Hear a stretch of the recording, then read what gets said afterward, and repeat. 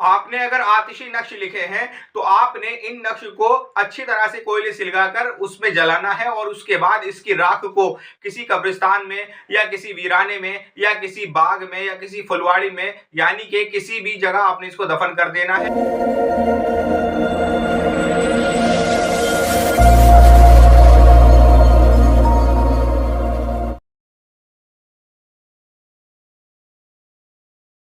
अस्सलामुअलैकुम।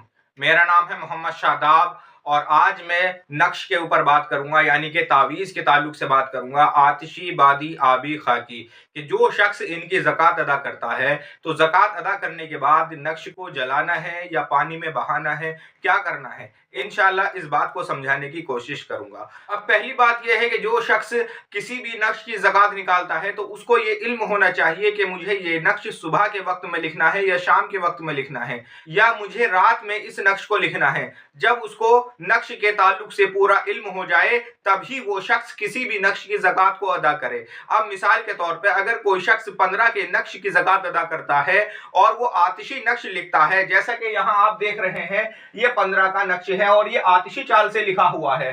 अब अगर इसका तरीका आप देखें, इसका तरीका यह है कि रोजाना 45 नक्श लिखे जाएं और 45 दिन तक लिखे जाएं। तो इसको लिखते वक्त अपना रुख मशरिक की तरफ रखें और ये सुबह के वक्त में लिखे जाएं, यानी कि सूरज निकलने के 10 मिनट के बाद इसको लिखना शुरू कर दें। इस तरह से इस नक्श को लिखा जाए। अब एक दूसरी चीज, ये जो आप नक्श देख रहे हैं ये बादी चाल से लिखा हुआ है। ये बादी चाल से लिखा हुआ है तो अगर कोई शख्स इसकी ज़कात अदा करना चाहे तो वो इसको शाम के वक्त में लिखे, यानी कि शाम के वक्त में मगरिब की तरफ अपना रुख करके इस नक्श को लिखे।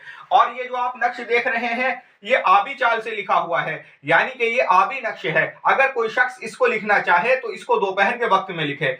और ये खाकी नक्श है, ये खाकी चाल से लिखा हुआ है। अगर कोई शख्स इस नक्श की ज़कात अदा करना चाहे तो वो शख्स इसको रात के वक्त में लिखे। अब बात आती है लिखने के बाद हमने इसका क्या करना है। मिसाल के तौर पर हमने ये 45 नक्श लिखे हैं और रोजाना 45 दिन तक लिखे हैं। अब 45 दिन पूरे हो गए, अब इनको क्या करना है। अब बाज शख्स इस तरह से करते हैं कि उन्होंने लिखे हैं आतिशी नक्श और वो आटे की गोली बनाकर चलते दरिया में डाल देते हैं, जबकि ये तरीका बिल्कुल गलत है।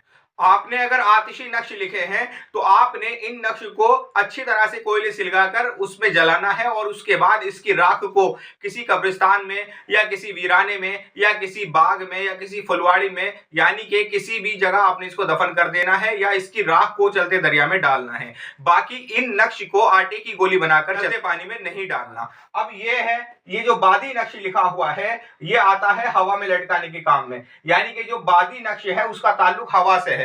तो अगर कोई शख्स इस नक्श से ज़कात अदा करता है तो ज़कात अदा करने के बाद वो उन सब नक्श को किसी हरे भरे दरख्त पर लटका दे, यानी कि किसी कपड़े में इन नक्श को रखे और किसी फलदार दरख्त पर इन सब नक्श को लटका दे। अब बात करते हैं आबी। अगर कोई शख्स आबी नक्श की ज़कात अदा करता है तो इन नक्श की आटे की गोली बनाकर चलते पानी में डालना है। आबी नक्श को चलते पानी में डाला जाएगा। और यह है खाकी। खाकी नक्श की अगर कोई शख्स ज़कात अदा करता है तो इन नक्श को उसने जमीन में दफन करना है। किसी भी जगह वो इन नक्श को दफन कर सकता है, कपड़े में रखकर भी इनको दफन कर सकता है, बिना कपड़े के भी इनको दफन कर सकता है। ये छोटी सी मालूमात इन चारों नक्श के ताल्लुक से मैंने आज बताया है और आने वाली वीडियो में इंशाल्लाह मजीद इनके बारे में जानकारी दूंगा। आज की इस वीडियो में इतना ही। और किसी ताल्लुक से आपका कोई सवाल है तो आप मेरे व्हाट्सएप नंबर पर मुझसे राब्ता करें या मुझे कमेंट करें। अस्सलामु अलैकुम।